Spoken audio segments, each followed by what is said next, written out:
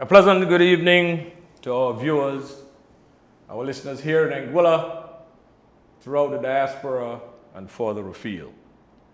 Let me take this opportunity once again to welcome you to Just the Facts program. Before we get into this evening's program, let us invoke God's presence. Heavenly Father, we thank you for your presence, for your mercies, for your grace. We thank you for bringing us here this evening to be able to discuss the issues that affect Anguilla and all its inhabitants. Lord, we ask for your divine guidance, for your wisdom and your protection as we work together to be able to improve the quality of life for our people here in Anguilla. And we ask your mercies in terms of our decision making as a government so that we will be able to direct, guide, and lead and protect our people as much as possible as we go forward. We ask you these mercies. In Jesus' name, amen. Amen. This evening, I have with us in the studio, I would call the brass of the ASPA, that is the Anguilla Airport and Seaport Authority. But before I introduce you to our guests this evening, let me take this opportunity to thank my colleagues for stepping in and graciously hosting this program. This administration, we are 8 strong, and at the end of the day, we can step in at any time and replace each other. To say thanks to the Honorable Representative from District 3, who would have hosted this program on 2 occasions in my absence. The Honorable Member for District 2 and the Premier of Anguilla, Mrs. Cora Richardson Hodge. And I would have missed out on the name of Mrs. Shelia Rogers Webster, which is the District 3 representative. And for the representative of District number 7, the Honorable Cardigan Connor. Again, it's a team effort. We're 8 strong. I just mentioned 3 names along with myself, makes 4. So there are 4 other members who they've not had the opportunity as yet to be able to host this program. So I thank them, and I thank you for your viewing and your listenership as we continue with this program. As noted, this program is one that we inform the public and we try and educate the public with respect to what is taking place in government, in the various departments and the ministries and the statutory bodies as well. Hence, this evening we have the ASPA executive, part of the ASPA executives are in the house. The CEO, Mr. Sherman Williams, I'm sure was no stranger to our listeners and viewers. We have Jabari Harrigan, again, no stranger to us here in Anguilla and throughout the diaspora and further afield. And we have Ms. Davis, Kinisha Davis, in the house with us this evening. I'm going to start off by asking Ms. Davis. They said that women are always first, everything except war, because when there is a war, they put the men up front so that they probably will get shot first. But there are no shots here, there's no violence here, none of that. It's just an open conversation about the roles and responsibility of you as a member of an ASPA group and about ASPA as a whole. Ms. Kinisha Davis, she's the port manager for the Blum Point Port, which I believe is still the busiest port on island. Jabari will talk about that a little later on in his presentation. Mm-hmm. But Kinisha, in terms of going forward, what is your responsibility in terms of being the port manager for Blum Point? At Blum Point Port, I oversee all operations in the port. I make sure that all vessels are compliant with the ISPS code and regulations. I make sure that the port is audit ready. We deal with budgets in any incidents that happen in the port. So I try to make the port run efficiently and smoothly. Yeah. So in terms of Blowing Point, I'm sure that we all would have gone through Blowing Point on a number of occasions. What would it be like, let's say on a daily basis? I mean, with the passengers going from Anguilla, returning, passengers coming from St. Martin, and going over. Could you explain a little bit in terms of the weekend travel as opposed to, let's say, during the week? And let's say on a holiday in particular, I know that there's quite a bit of activity in terms of movement on December 19th when there is National Hero and Heroines Day and so on and so forth, day trippers as opposed to, longer stayovers and so on and so forth. If you could give the general public, listening and viewing audience, Okay. what is it like? No 2 days in Blunt Point Port is ever the same. In Blunt Point Port, like sometimes during the week it's busier than the weekend. And around Carnival time, Anguilla Day, Anguilla Carnival, we intend to get a higher passenger flow than the regular months. A lot of our tourists, they do come over to Anguilla late, and everyone basically comes back to catch the 4:30 to the 5:15 boat, which then you would realize that the lines does be very extremely long. So Blunt Point Port, it's hard to say when you're going to have a busy day and a slow day, but what we tend to do to make it work for us and manage crowd control, we liaise with immigration. We have the stats for the morning, so we know what to expect in the afternoon. Okay. I realize that, Anguilla and St. Martin, we're one, so to speak. And just the other day, I think it was last week, it was Friday or Saturday, I would have driven through Blowing Point and realized the parking lot was, crowded. And when I tried to find out what is going on in St. Martin, I learned that the Carnival weekend was over there, Morgan Heritage and Flag something, and Flag so on. Fest, yeah. And so on was going on. And I'm sure that is not a typical day per se in Blowing Point, even though we have a lot of traffic going through there. That was not the typical day. So in terms of the smooth running of the port and the passengers flow in and out, what are your thoughts in terms of even improving that per se? Okay, at Blunt Point Port, we have an e-manifesting system, which tends to, we no longer use writing. So we swipe, which makes the process faster. However, we realize that we have a bottleneck right after you pass as per cashier. We are working on it. We are actually discussing phase 2 in the e-manifesting, which we are looking for electronical clearance for both immigration and customs. We are actually short-staffed when it comes to security, but we are working on that. We see a lot of flaws that we have in ASPA in terms of to make the port run smoothly, but we are working day and night as management to get it rectified. Okay. Yeah. The other thing is I'm sure that there is an increase in terms of activity since you would have assumed the responsibility of port manager. A significant increase, or is a gradual increase, or how would you define It's that? a significant increase. Okay.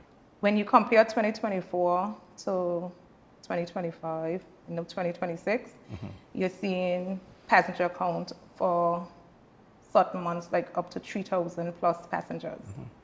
So Blunt Point Port is a very, very busy port. Okay. Very good. It's good. It's nice to have you here and taking on that responsibility, moving forward.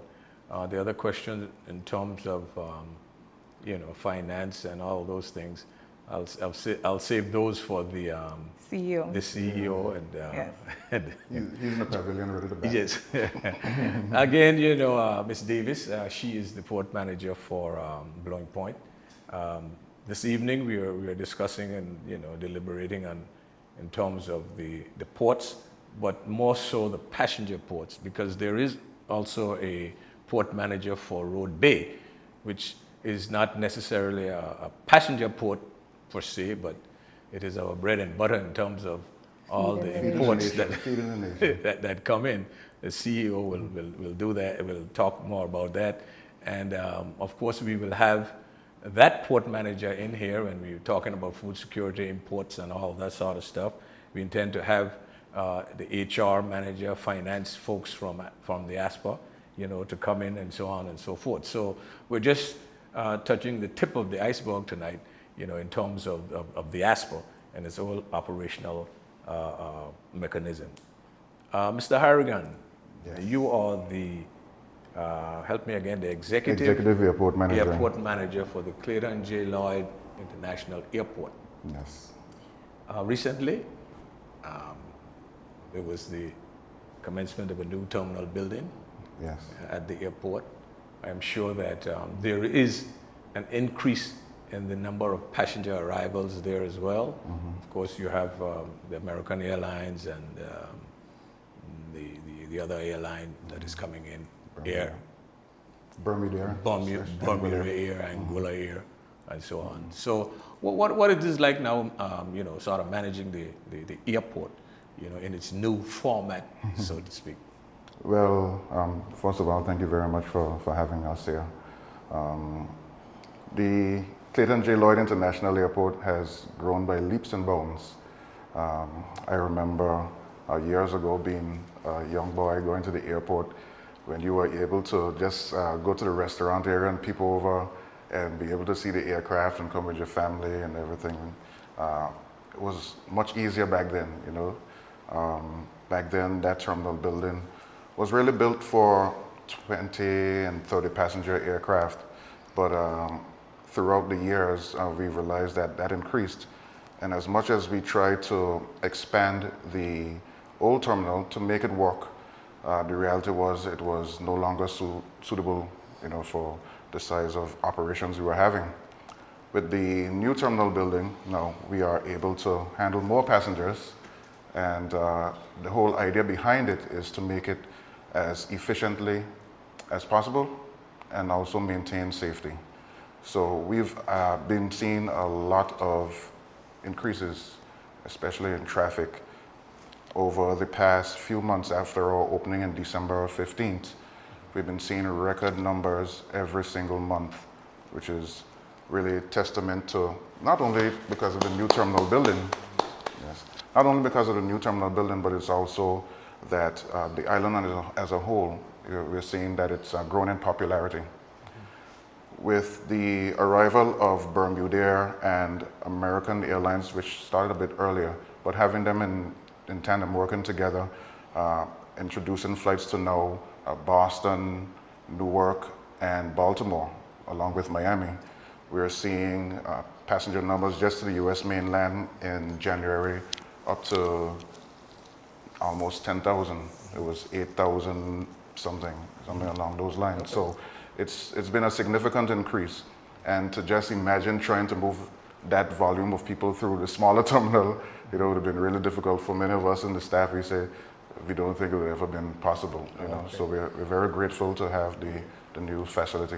What about you mentioned, you know, early on about, you know, the smaller terminal building and the passenger 30 or 40 passengers coming in and so on.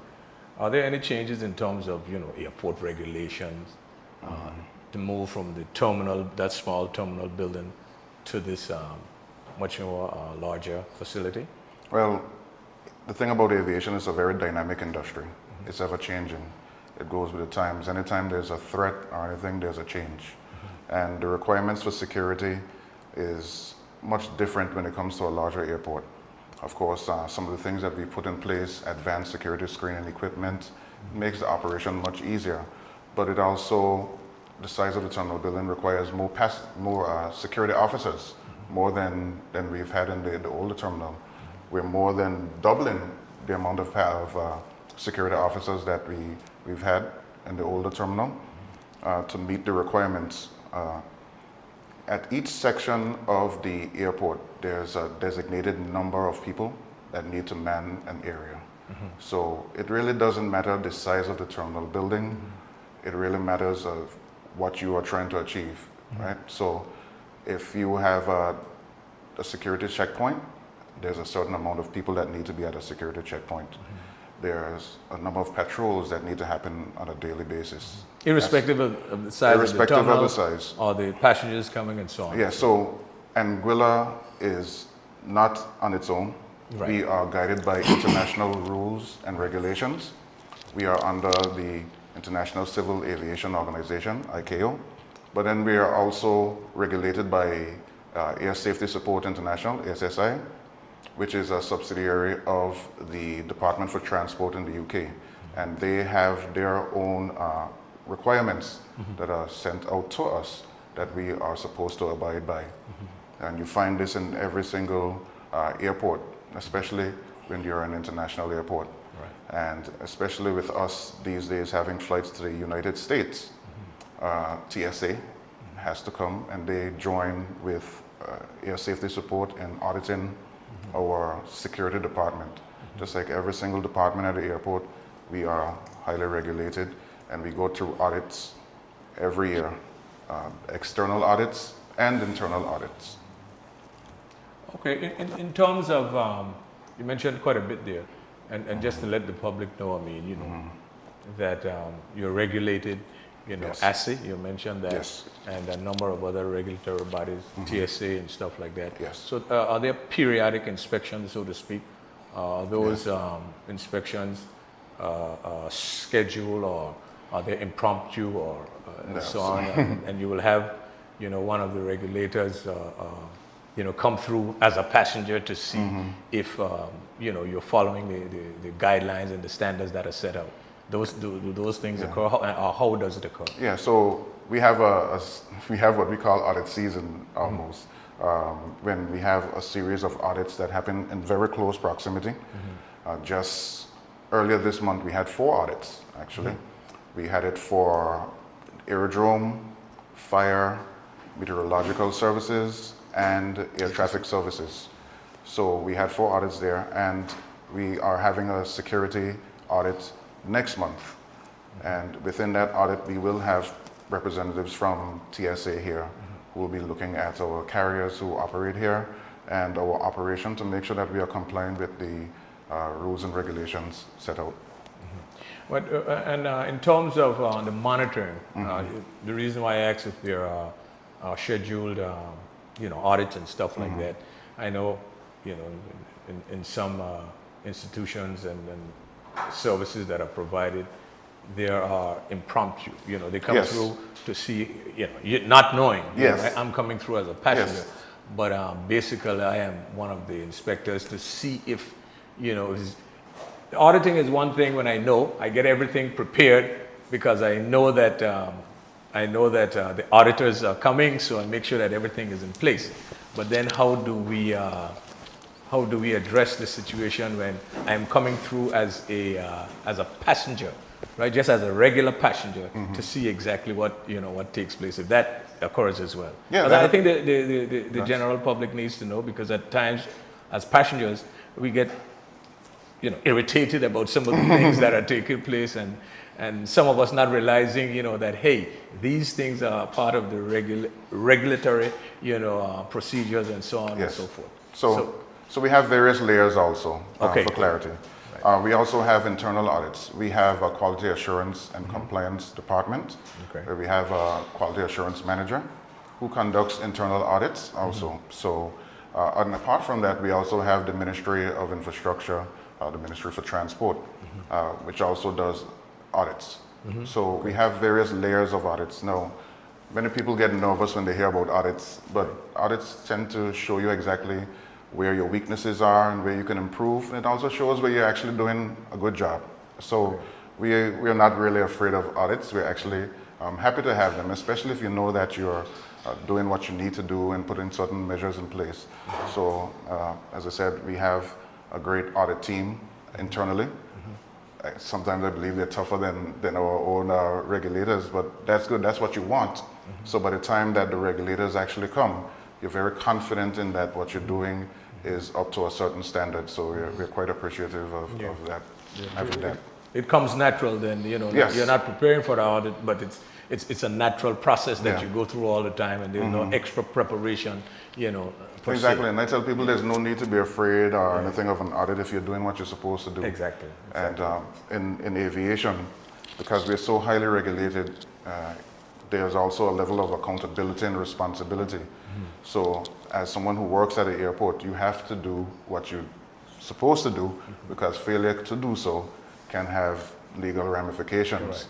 Mr. Williams, as the accountable manager, and myself, we always say we could get locked up if we don't do what we're supposed to do. If you see it, you're supposed to address it. That's right. You're supposed to report it, because failure to do so, and something happens, an incident or an accident, let's say there's a issue with the runway and it was not dealt with in an aircraft, you know, there's an incident involving an aircraft, and we've, you know, ignored the issue, you know, lawyers, and the things that follow from there can happen. So we always try to do our best to follow the rules and regulations. What about, you know, even for my own, you know, understanding, you know, you hear about the different gradings of the airport. You can be downgraded or upgraded. Yes. I don't think, I'm not lonely in this in terms of my understanding. I'm sure the general public, you know, you downgrade or you upgrade the airport or whatever it is. What all is involved? So we have an aerodrome certificate. Right. And our aerodrome certificate really states what we are able to do, what we are capable of doing, our fire category, number of passengers and so forth that we expect to move through the airport. And in 2016 was a very difficult time for us at the Clayton J. Lloyd International Airport. We actually received a variation to our aerodrome certificate.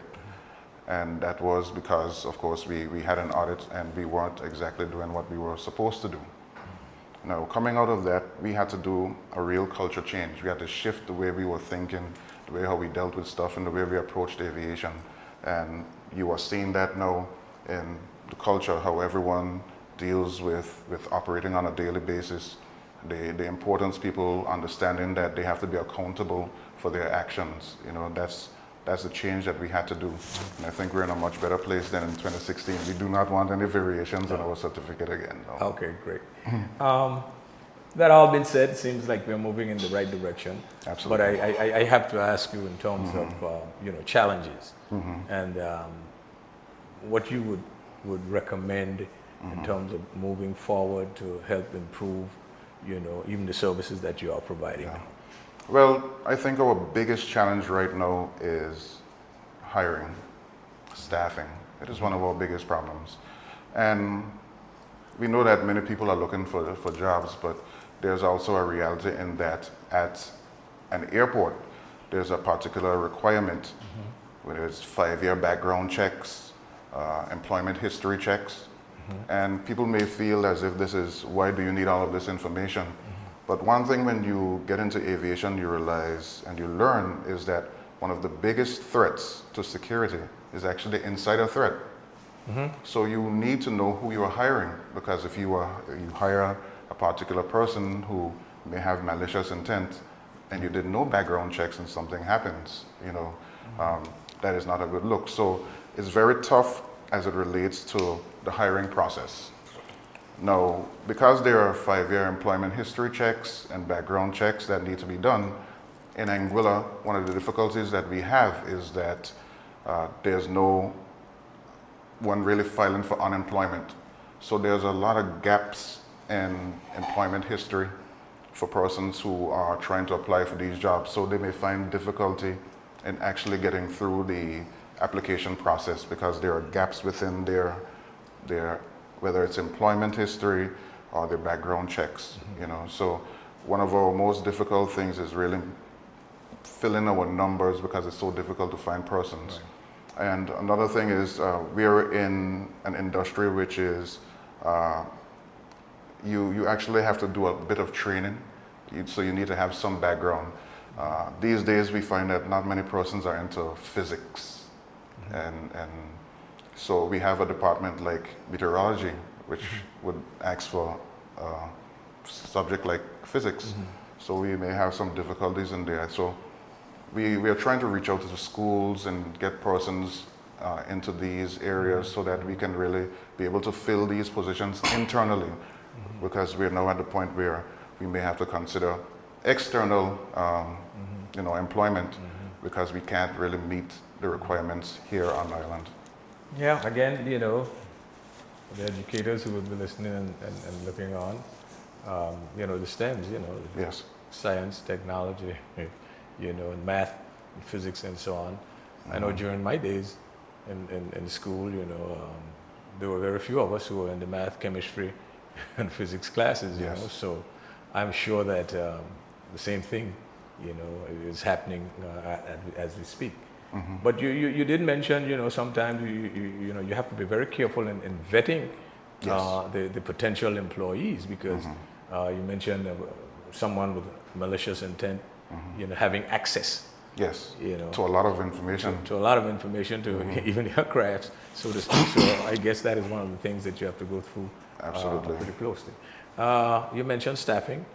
You think that there is any issue in terms of compensation or salary? Because when you talk about staffing, while we can find the required folks who, may not have malicious intent, who may pass all the checks and balances and background checks and stuff like that, who may have physics and chemistry and math and all the rest of the other subjects, Yes. when you look at them and being employed, then the compensation package again, does it, sort of correlate with And we're very much aware of that. We're very much aware of that, and it's something that the corporate arm is actually addressing right now, and I must applaud them for really pushing forward on getting to reevaluate, not just raising salaries, but really having an appreciation for what people do. Reviewing the job descriptions and making sure that they actually reflect what people are doing, and making sure that they are paid accordingly. So I think that's a process that's happening right now. Kudos to the HR department, Mr. Williams and his team over at the corporate office for their efforts in trying to make sure that we address some of these issues. Because the reality is in a lot of government agencies, they're not the best paid, so we can't tend to lose them to the hotels and so forth. So that's always been a challenge. And while that is so, they may not be the best paid. I am one who supports, compensation, for productivity. Yes. And while, from the civil service standpoint, you mentioned, may not be the best paid. Production is also key. Absolutely. You know what I'm saying? So increase in pay, comes not only with, you're living up to your responsibilities and so on and so forth. But Exactly. there must be accountability. And that's why I said that's one thing about working at the airport. I'm You have to be. I'm an open and frank person. Whether it's the civil service, whether it's statutory bodies, it doesn't matter. If you are not producing or you're not living up to your responsibility, we tend to think here in Anguilla, because I have a PhD or whatever it is, I can sit around and stuff like that. I want work, being paid, but you got to produce. But Absolutely. that's another topic, for another time. I'll let Mr. Williams bet on that one. Yes, later, you did mention, Yes. the finance, the HR, and those. But they're doing a great job, and Doing a as great I said, job. sitting down and reviewing. And we also sat down with staff and explained to them the process, what is going to be expected, and to manage expectations, because it's not going to be automatically that everyone just gets this amazing raise. But really and truly, it's about what you're doing, what you're trying to achieve, and making sure that a salary matches exactly what you are doing. And I hope that in terms of the HR department, that they look closely at the reviews, the annual reviews, and whether there are increments to be had after a year or two. It's not automatic. Because, there are some employees who, think, well, whether I perform or not, I'm in this pay scale or pay bracket, and every year I'm going to get an annual increment whether I perform or not. You know what I'm saying? That is just something that we have innate in us. you know, to move on. I'll let our star batsman talk about that kind of stuff. You know, he's ready to Yeah. But make some runs on it. in terms of what you think, you know, going forward with what we have there, in terms of the physical structure that is there, you know, in terms of it accommodating, you know, the departure and the arriving passengers and so on, taken into consideration, because we have to extend the runway. Yes. And with the extension of the runway, you know, there will be larger aircrafts with larger numbers of passengers coming in and so on and so forth. You know, any you know, recommendations, and it's not criticisms per se, but any the recommendation and the criticism is actually not necessarily on the airport, but it's actually on Anguilla as a whole. And I say that because currently we have 90 and 70 to 60 to 7 passenger aircraft arriving on a daily basis. Now, in aviation, out of an abundance of caution, a lot of times, even if it's a simple issue, an aircraft may be grounded or they decide to stay on the ground. What we witnessed this season is if a 60 or 70 passenger aircraft is unable to move and the passengers have to stay on the island, you know, have 60 to 70 passengers with nowhere to go. Although we look at development of the airport, and we love to see the larger aircraft, and that's really good for the country, do we have the accommodations and everything to be able to handle this efficiently? Because what we found is that when, let's say, American or Bermuda was stuck on the ground, there was a scramble trying to find rooms for all of these people, because many of the hotels already accounted for these persons leaving. And this is above average season where, you know, the turnover is very high. So now when you have an aircraft on the ground, what do we do with these people? You know, so whereas I'm very happy for the development and everything that's happening at the airport, and we are very much ready for it at the Clayton J. Lloyd International Airport. I also say that as a country, we also need to be prepared for it. And I don't know if we're fully there as yet, because if a 180 passenger aircraft comes to the island and has to stay on the ground, what happens with these people? Although they may not all be tourists, what do you do when you have all of these people? Where do you put them? I think it's a consideration that we as a country really need to take into consideration. And that's a serious issue. Absolutely. Because when you take into consideration, you said that it's above average season. Yes. So obviously, you know, the 180, if there is, I mean, the 80 passengers or 90 passengers, if 60 of those passengers are actually check out from the hotels, you know, the hotels themselves are replacing them with other reservations. So it's not like they can go back to the hotel and say, well, for another night or so on and so forth. So I see exactly and that's the issue. That's exactly what we're experiencing right now. And it's a bit of a challenge, you know. So that's one of my challenges that I do have with the airport. Okay. Because again, if it's mechanical, let's say, the airline is responsible for putting them up and, you know, vouchers for feeding and so on. If we don't have the capacity here in order to do that, you know, then and some of these hotels, you know, they're very pricey in terms per night. And if I am going out on a particular day and the aircraft for some reason, you know, hopefully, you know, is on the ground and can't get out, then the airlines are responsible for my night stay, and you wouldn't want to move from a level 1 accommodation to just there's a certain level of expectation. Right. So that's an issue that we really and truly, you know, have to have. Definitely is. And if you travel on, whether it's Bermuda or American, and you see the passenger percentage on locals to tourists, you'll find that it's majority tourists. Well, I came down on Wednesday on an American airline out of Miami, and I was the only. You know, I didn't really want to say so. You know, I was the only, let's say Anguillian, I wouldn't want to say black person, but I was the only local that was on board a completely filled aircraft. Exactly, and they're coming full, and they're leaving quite full too. And you know what happens in the situation. Okay, well, thank you very much for that. It was very insightful, you know. And, you don't think about everything, but basically what you said there in terms of you know, the aircraft being on the ground, because I have been, you know, caught up in, not weather related, because weather related you're on your own. Yes. But if it's mechanical from the airline, you know, they're responsible to, you Yes. know, to sort of put you up and so on and so forth. So, you know, that is something we definitely will have to look at and address, whether through tourism, you know, the aircrafts and the airlines and those, you know, things.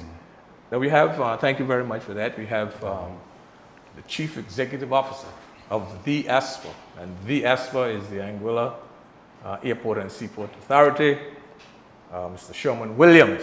Indeed, sir. They're welcome to the program. There are a number Thank you so much. There are Pleasure to be here.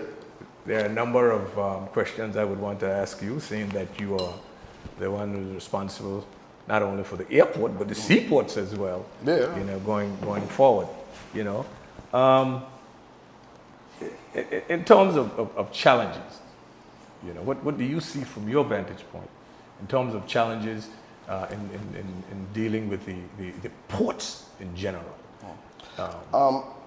Let me just say this, host, before I get to the challenges part, because in my line of work, I don't see challenges. We just have issues that we haven't found the solutions for them as yet, but the solutions are a work in progress. But let me just say this to people of Anguilla and persons listening. Let me firstly start by acknowledging some people and entities. So for the present and past boards, I want to extend thank you to persons who would have contributed to the upkeep of the ASPA. Past and present employees, again, I want to also say thank you for your contribution for the upkeep of ASPA. You begin the program, host, with bigging up some members of your team. Allow me to permit other members of my team that are not in the room here right now with Jabari and Kinisha. Let me say big shout outs, if I could use that terminology, to Roland Jason Hodge, the port manager for Roadway Port. Huge shout out to Crystalline Webster, the human resources manager.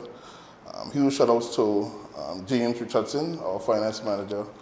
Huge shout outs to Mr. Shamari Kentish, our facilities personnel. Together, those persons and the persons who are here tonight, we make up the executive managers. ASPA has undergone, Jabari touched on a few matters with the airport, but ASPA has gone through culture change. From the time when I joined ASPA to what you see the product is now. And it was a lot of effort, a lot of sacrifice, a lot of agony, a lot of embarrassment at times, but I can assure the general public, both airport and seaport operations, we are working steadfast, assiduously, to try to make sure that we present the port and port operations as per our duties, to make sure that we run safe, efficient, and I will say this to the board, financially stable ports. So I'd like to begin with that, host. Well, you said that you know, you don't describe it as challenges, so to speak, but they are unsolved issues that you will have to deal with. You know, I look at challenges as opportunities. If I see a challenge, it gives me an opportunity so that I'll be able to address those things. That is the reason why I use the word challenges. And I would just like to say that you have been entrenched in the ASPA for quite some time, not just only as CEO, but correct me if I'm wrong, you were Finance manager. financial manager. Yes, at first the finance manager came in 2014. Okay, so you've got more than a decade in. Yeah, I don't look it. I don't look it. So you would have come up through the ranks, you know, the financial manager and now CEO. So you would have some institutional knowledge of what is happening there, and well placed to be able to address some of those issues, take out challenges, address some of those issues. I think that God has blessed me immensely to be, as you would put it, well placed to see and try to develop myself into some of these matters. I remember my former chairperson, Marcel Foy, he would have told me several times, never waste a crisis. So I'll piggyback on what Mr. Harrigan would have said. When we had that challenge in 2016, that was a good benchmark, and that was a good lesson for us in terms of, that's why I alluded to in terms of the embarrassing situations. What we would have done for that is use that as a benchmark to change the entire culture of ASPA, not just at the airport, but the entire ASPA in terms of having that appreciation for accountability and for to be held up to a higher standard in terms of what the public would want to see the port authorities operate at. It's not always a easy task. I will share with you in terms of the ASPA. We are one of 5 in the Caribbean region who have coupled, married aviation and maritime under a single umbrella as an authority. So St. Kitts, Nevis, Dominica, St. Lucia, and then Anguilla. Yeah. And thus far, since 2009, 26 October 2009, up until now, we have, in my opinion, we have shined. Oh, okay, good. You touch right into a question that I have here. You know, the importance of collaboration with other regional entities. You know, and you mentioned that. How important that is in terms of you know, improving what you have and, you know, sort of compare and contrast. And extremely important. Extremely important. The good thing about ASPA, as Jabari alluded to, with other regulators, because the maritime section is also a regulatory bodies, so Blowing Point and Roadway. But we are part of the Port Management Association of the Caribbean, ASPA, where there's about 20 to 21, 22, somewhere in that region, other regional ports, and we meet annually for the AGMs, the annual general meetings. Coupled with that too, that throughout the year, there's several opportunities for training, sharing information, ideas, and so on and so forth. So that's why I'm saying that from where I sit and from whence ASPA came, we are at the cutting edge. If I could brag a little bit about ASPA, we're at the cutting edge in terms of port operations. We have been through some dark times, and I can say I'm proud, super proud of the team that I have. And we are seeing better times today, and there are much better times to come. Yeah, well, thank you.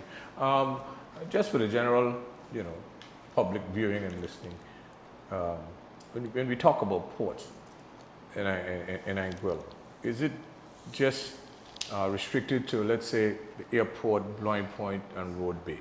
I say this because there is quite a bit of concern in terms of you know, cruise, smaller boats coming in from our neighboring islands, and let's say would be anchoring out at Beads Bay or Rendezvous and so on, and, you know, enjoying themselves, and, you know, and in some cases, you know, really and truly affecting the visitor or guest arrival at certain things.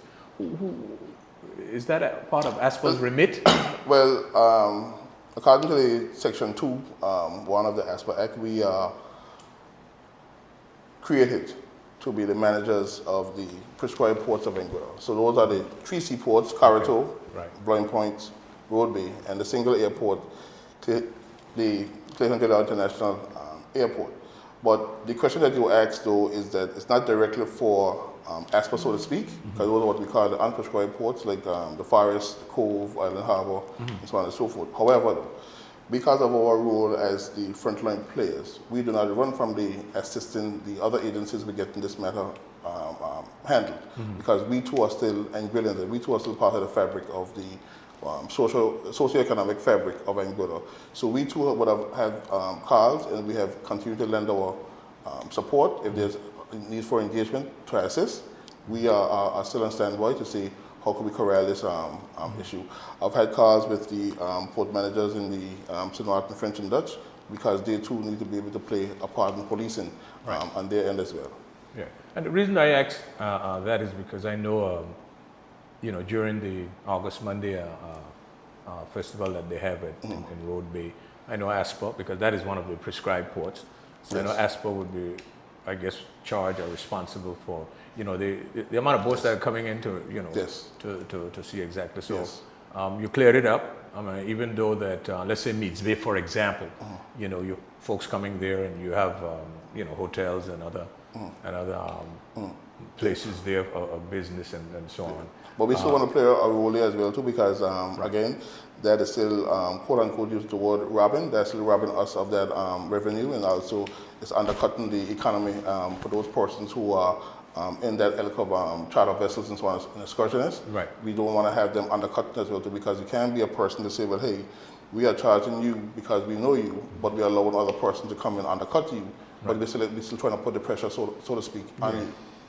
So, you know, as an administration, we've got to look at that, you know. 100%. And if I have to play a role with that, please feel free. ASPA, you know, the Attorney General chambers, the legal applications and so on and so forth, because I think it is unfair we're not trying to, you know, prevent, you know, our neighboring folks from coming to Anguilla and enjoying themselves and stuff like that. But at the end of the day, we must be cognizant of the fact that along some of our beaches, you have some of our most expensive, you know, villas and so on that are occupied by high-paying, you know, clients, and all of a sudden, you know, a party boat, for example, pulls up right in front of where it is, and you know, that sort of thing. So we've got to work together with respect to that, and that's the reason why I asked, because ASPA will have to play a part, government will have to play a part, customs, immigration, I'm sure will have to play a part in us addressing this. Not that you're trying to get prevent folks from coming across, but even if we have to say, well, hey, here is a particular beach that you can go to.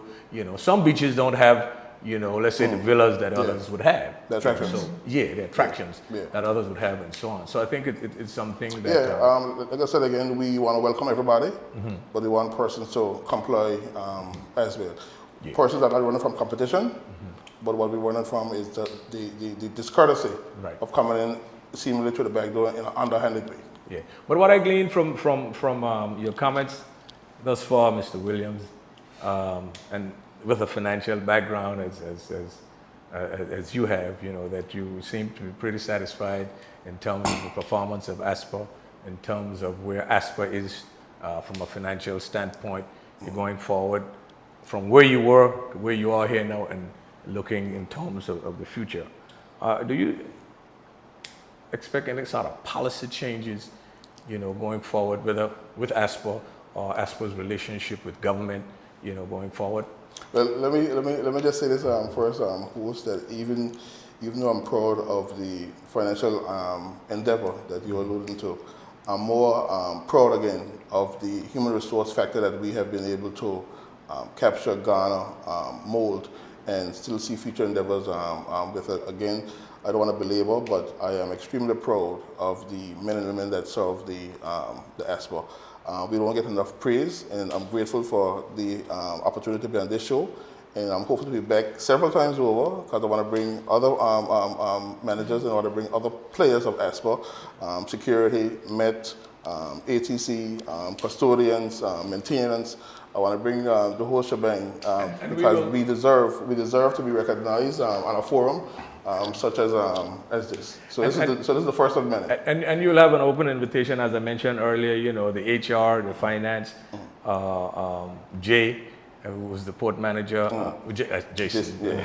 He's the port manager for Road Bay, and you mentioned Mr. Kentish, and so on and so forth. You know, because as I mentioned before, you know, this program really and truly is to inform and to educate the general public. You know, I go back again to the situation that Jabari mentioned in terms of if an aircraft is underground. You know, I didn't think about, you know, the sort of repercussions and the difficulties that you would have.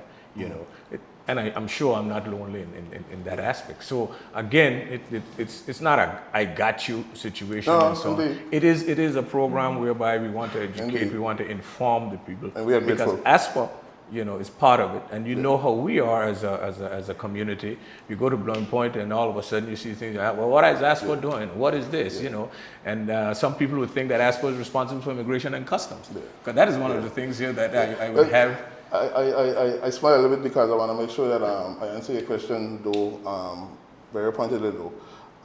ASPA is a conduit for the economic activity of Anguilla. We have a front row seat, whether it be in cargo or whether it be in people. Right. We have a front row seat in seeing what it is for the government side. So we have always been ensuring that whatever we do is streamlined with government policy. So we have our own, yes, but we want to make sure that what we have in terms of our endeavors marries to the government of Anguilla. I would also say this to the listeners. Each of the ports that you're seeing now with infrastructure changes, that's going to continue in a meaningful way. And again, I have to thank the board I have to thank the managers. I have to thank the staff of ASPA for allowing, when we put visions together, that person got a chance to be part of those visions so that these things come to fruition as quickly as possible. So you would say, as a statutory body, ASPA is a shining, guiding light, so to speak. Because I don't want to get. Which camera can look at? I will say that, in my opinion, ASPA is a beacon as a statutory body. I wouldn't want you to say the beacon because you don't want to get into the I mean stuff. beacon as a light. I don't know a lot of beacons. Okay. I guess you know what I'm saying. But it's good to know that you feel this way. I mean, you know, about an organization. Fun fact, years ago, we were the second in terms of the employment. We were under the Health Authority was the leader in terms of overall numbers for employment, both the private doctors and the other officers and stuff. Today, now we are number one in terms of employment as a statutory body. Right. We are at 200 plus in counting employees. When I joined ASPA, we are just about a little bit over 100. So that could tell you the metamorphosis that ASPA has gone through over the past 11, 12 years. Well, when you talk about statutory bodies and stuff like and that. No subventions.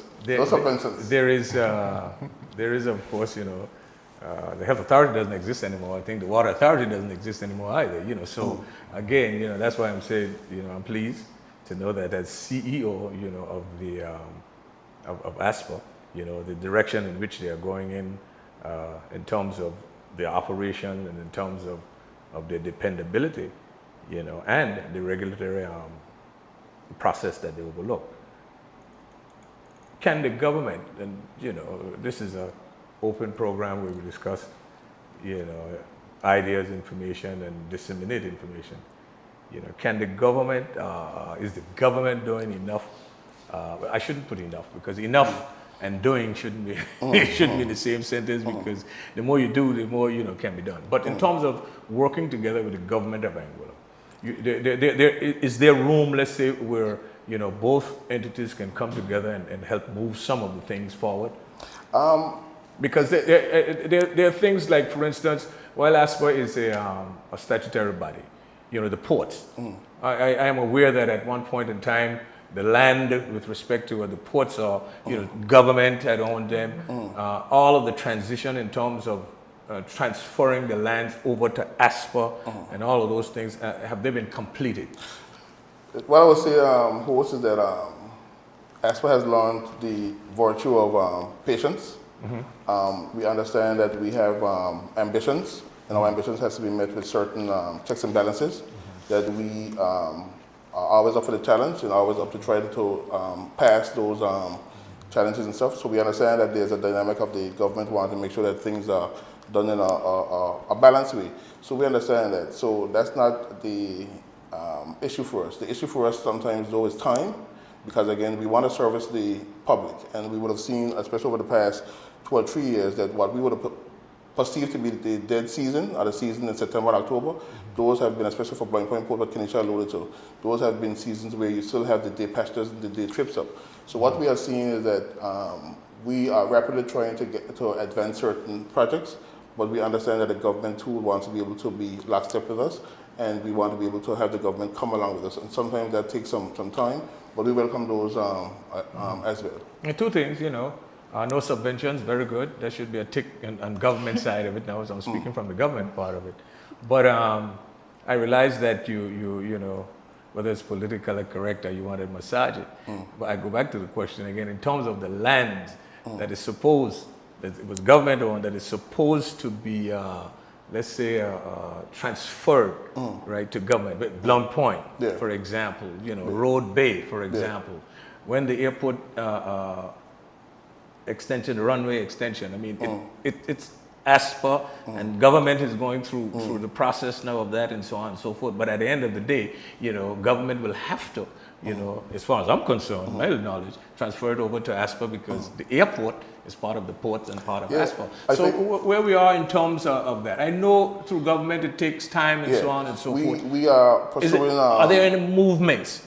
For Blind Point specifically, yes, there is some movement to try to see how we can massage that situation as quickly as possible for the betterment of the extension of the port in Blind Point. For Sandy Ground, we have received a lot of support to looking at some lands. There's some exciting stuff that is happening right now that I wish that you would have me back quickly. You would have us back quickly to discuss with Jason, with Roadbay specifically in terms of the lands and what they're doing. Persons who have been to Sandy Ground would have realized that Safe Cargo would have moved in their depot just up the road there from Haskins. Again, that's not by coincidence. That's working with ASPA in terms of how do we streamline the cargo so the customer, instead of coming onto the central port, the customer could be in an environment that is a bit more pristine to get their cargo. So again, host, there's a lot of developments that ASPA is doing right now in a meaningful way. And we're trying to get it done as quickly as possible to service the customer and to have the traveler have a better experience going to our ports. So I know that part 2 of this interview, we will be back here again very quickly because I want to make sure that the public understands that when we come to you for sit-downs and negotiations, it's not that we are doing something that for the betterment of a singular entity like the ASPA, but it's for the betterment of the entire Anguilla operations. You definitely. You will be invited back so that we can have an extensive conversation with respect to, you mentioned the extension of the Blowing Point terminal building in the area. We'll have to discuss that in full. You did mention something about Sandy Ground and some exciting possibilities there and so on and so forth. So I think, I mean, you know, to really inform and educate the public as to where we are going, where ASPA is going in terms of with government and so on and so forth. And even with the extension of the runway and so on and so forth. And again, we will look, before you come back, at where we are in terms of transferring those lands, government lands to ASPA. You know, because I think the public needs to know, you know, that there are some things, you know, that ASPA probably, you know, having their, you mentioned audits a little earlier and stuff like that. So all of that will be part of the when we get time again, we will go through the entire financial gambit as well as the land stock and so on and so forth in terms of what is ASPA's ambitions and how they are married to government's ambitions for the betterment of the cargo and for the processes of a person going back and forth to and from Anguilla. And the thing about it is that, you know, we'll look at in depth about, you know, the projections of the increased passenger arrival and so on. That will have a 100%. A financial implication of it. 100%. We talk about, you know, the cargo and so on and so forth. We've always been dependent upon imports and so on and so forth. Again, I go back in terms of your background. You used to be a custom officer as well? Yes, sir. Yes, sir. Back when I was a bit thinner. But let me take this opportunity to thank you all for the discussion here this evening. And there's a lot of food for thought that is out there, and we got to come back and, you know, disseminate the information as it is, you know, with respect to the ASPA going forward, the relationship with government, you know, and how we need to do things so that we can improve, you know, not even the relationship, but in terms of ASPA's ability, you know, to be not dependent per se on government and subventions and all those things. So there's a lot so we can discuss, because I think it's informational and it's good for the general public, you know, the listening audience, to know exactly what is happening, where we're going with this stuff. I'm grateful again for the current chairperson to organize this for us to get a front row view on just the facts, to spit just the facts to persons in the clear some misnomers that persons may have in terms of what is the role of ASPA, and when they see persons walking around the airport or walking around the seaport, what is in fact that they're actually doing or whatever they're responsible for. Not just looking nice and handsome and pretty, but what is the intrusive stuff that they are actually doing at each of the ports. And we appreciate your presence, you know, here on Just the Facts, because it's just the facts. And the only thing that I would want to mention before we close, right, is that as you mentioned, you know, ASPA seemed to be a beacon of light, you know, going forward. And that'll be a meme going forward soon. Thank you again. Thank you, sir. To your entire team. Well, thank you for having us. And to say to the general public, the listening and viewing, you know, that we're going to have other members of the ASPA team here, along with the CEO, as we move forward, looking at the HR, we're looking at finance, we're looking at Road Bay, and also Mr. Kentish, he's Yes, in facilities. services, facilities, and because you have facilities now at Blowing Point and, and those sort of things, moving forward. So again, let me take this opportunity to thank you all for listening and viewing yet this another Just the Facts. And we look forward to having you again join us next week, Tuesday, God's willing, for another program of Just the Facts.